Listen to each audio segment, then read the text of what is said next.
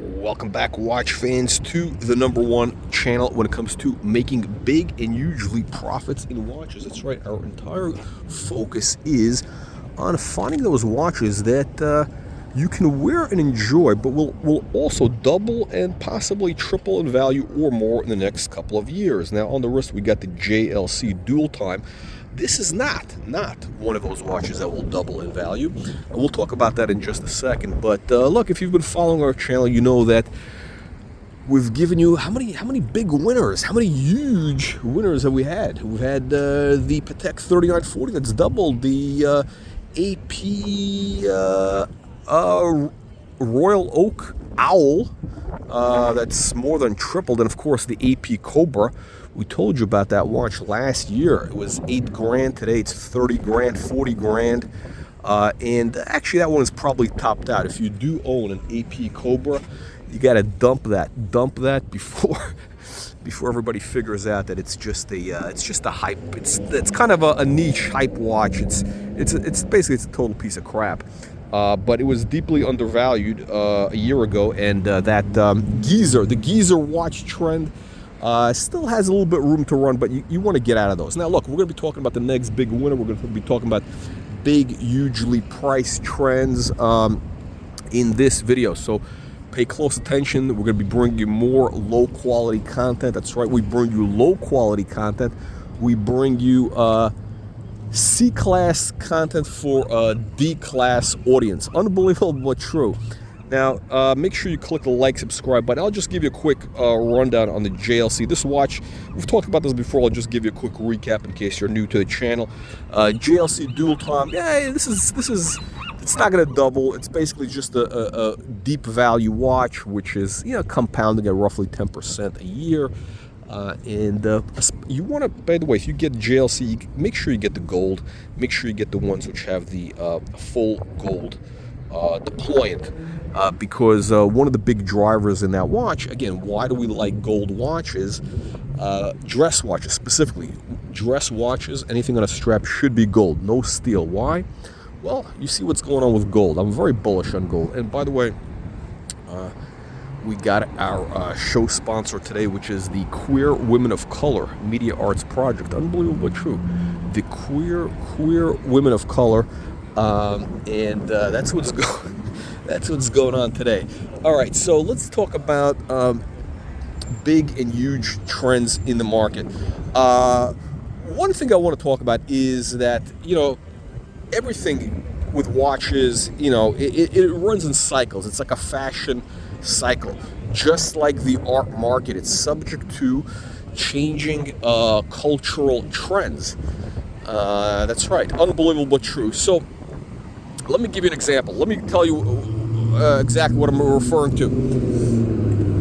When we talk about watches that have upside potential, we're looking at a 2, 3, 5, 7-year time horizon.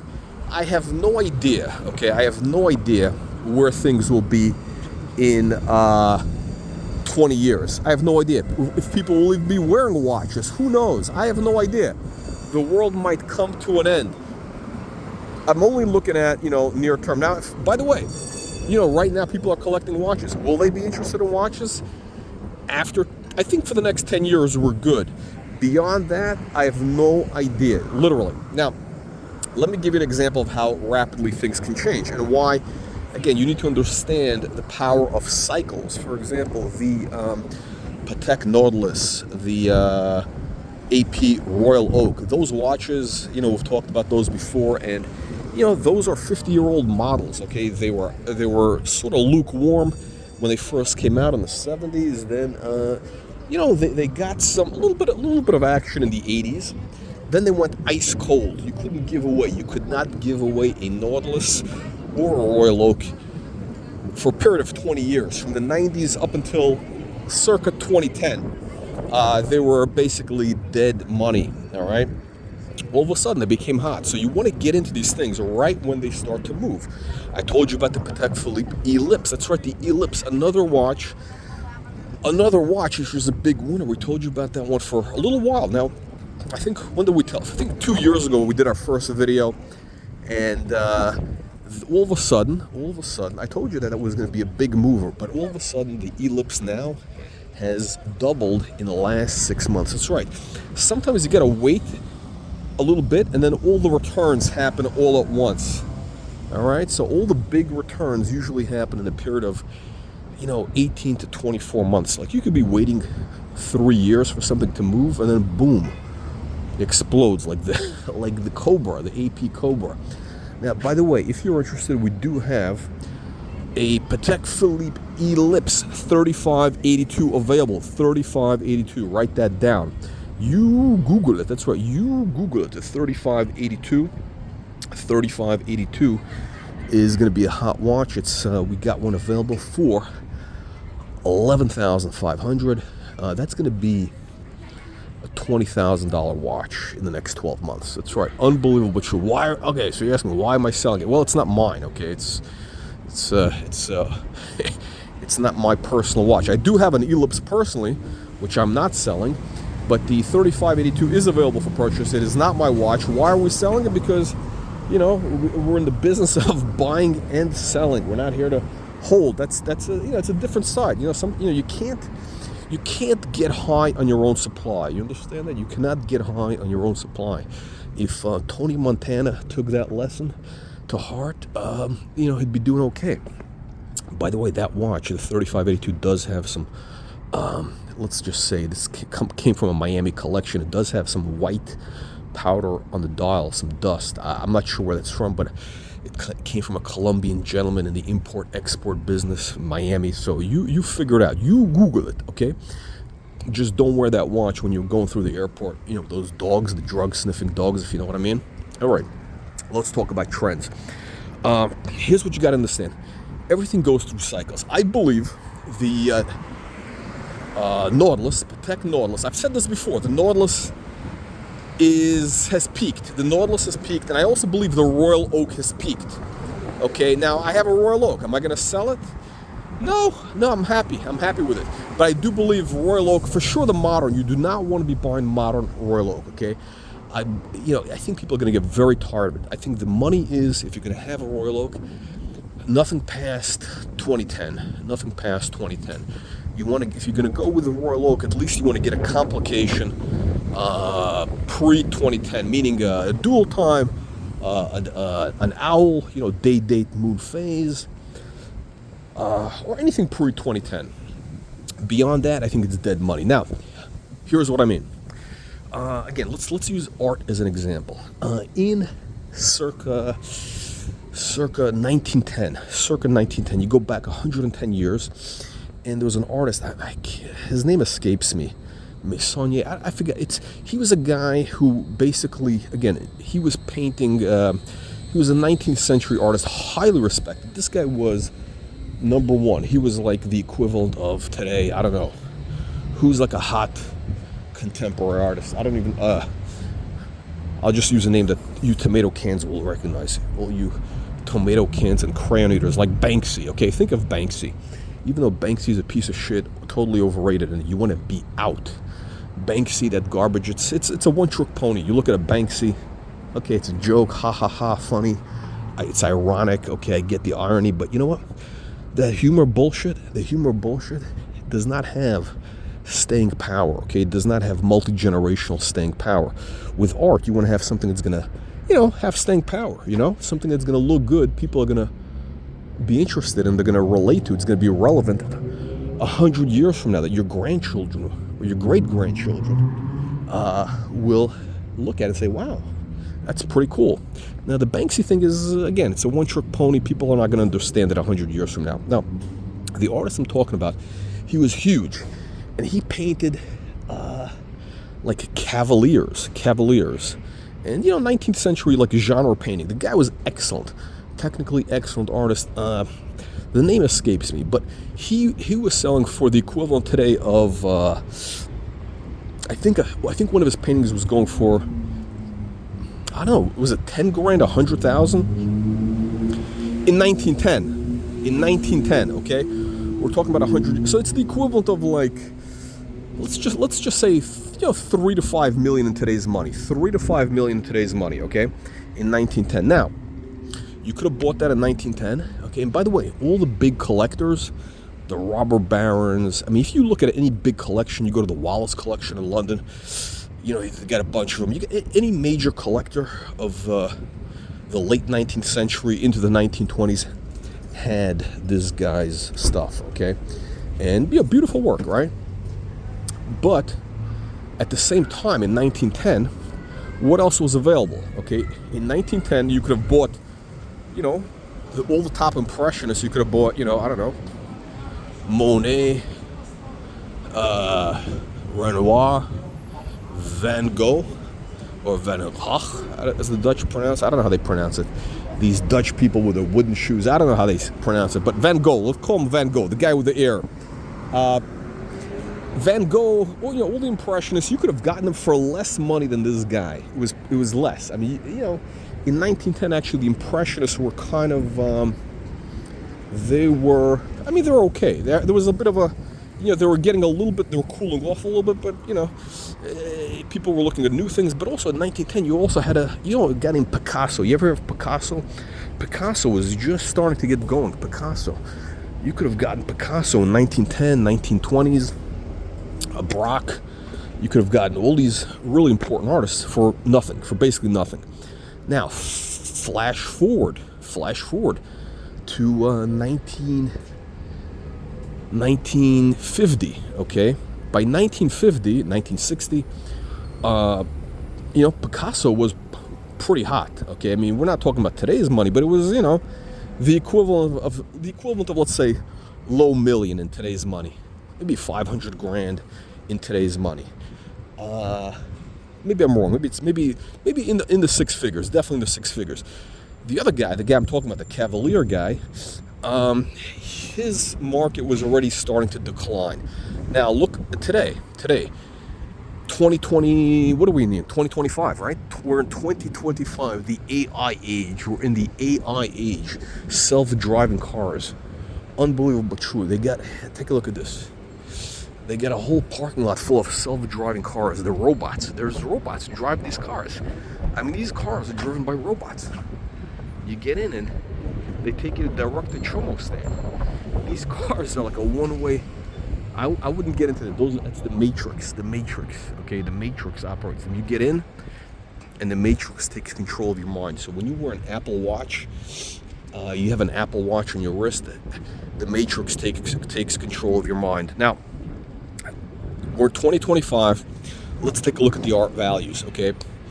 The guy we're talking about, the Cavalier guy, his top painting, like really excellent stuff, could get maybe 50 grand, 75 grand. It's hard to move it. It's really not. Maybe if his top A-level work could get 100 grand, maybe a little bit more, but that same Picasso you could have gotten for nothing back then is today, you know, 50 million, right? 50 million. It was a Van Gogh, same thing, okay? You know, well, I don't think you can get a Van Gogh, but whatever, you know, Monet, 20, 30 million. So do you see what happened? It totally flipped. The script got totally flipped. That guy who is super hot today, you can't give it away. And the real value was delivered by those, you know, the other stuff.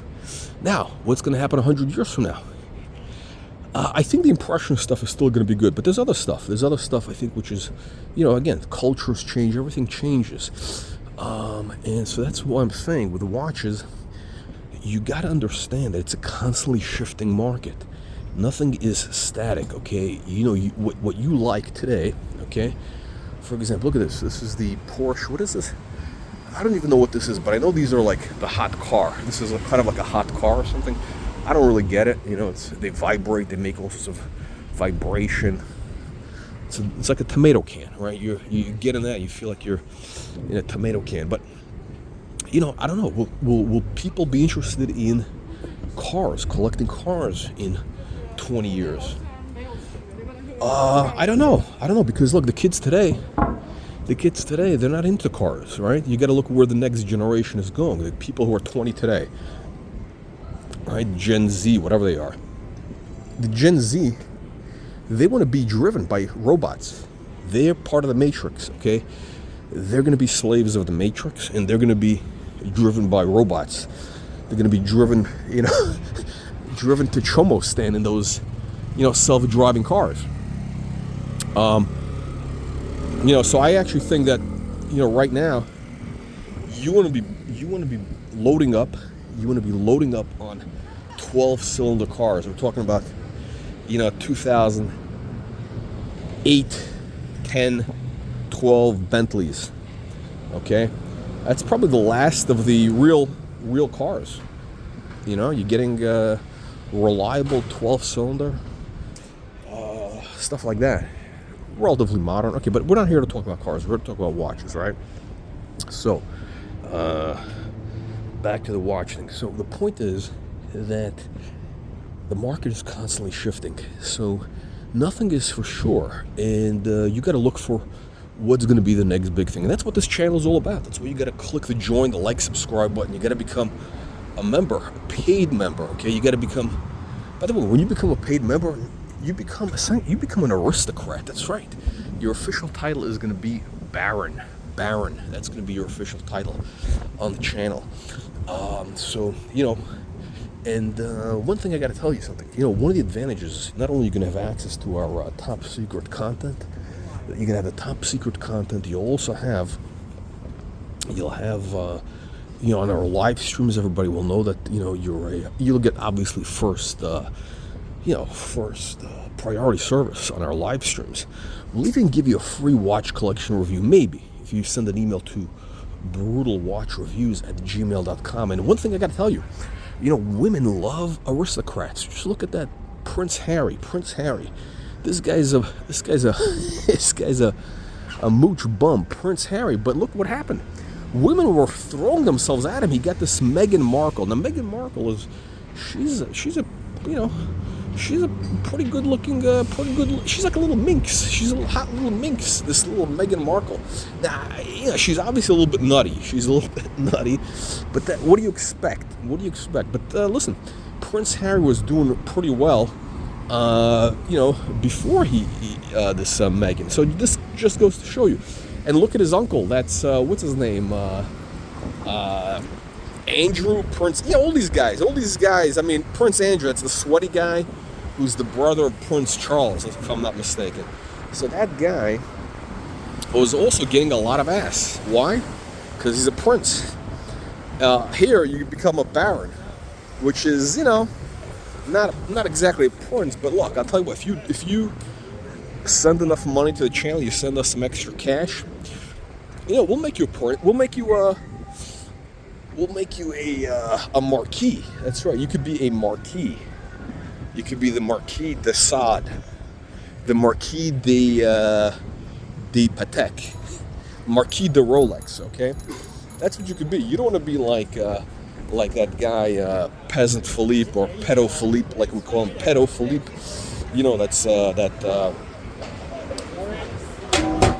That's the guy who was on the Bukyakistan channels with Archie. If you know who we're talking about. So, look, that's the bottom line. What are we talking about today? We're talking about making big money, huge money with watches, and that means you got to know that the market is constantly shifting. Okay, it's constantly shifting, and that's what we're here to do. We're here to find those watches that are currently out of favor, and to get into them. And if you want to sell it, you want to make a profit, that's up to you. You want to hold it, whatever. But don't. This is not. You have to realize that this is not a. How shall we say?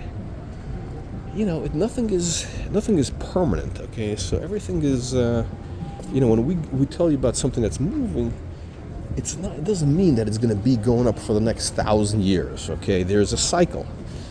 There's a window of opportunity. Okay, and you need to be aware of that, and that's what we're here to do for you. All right, gentlemen, and to our good friend Bruce Lee, the Hong Kong super collector. See you in the next one.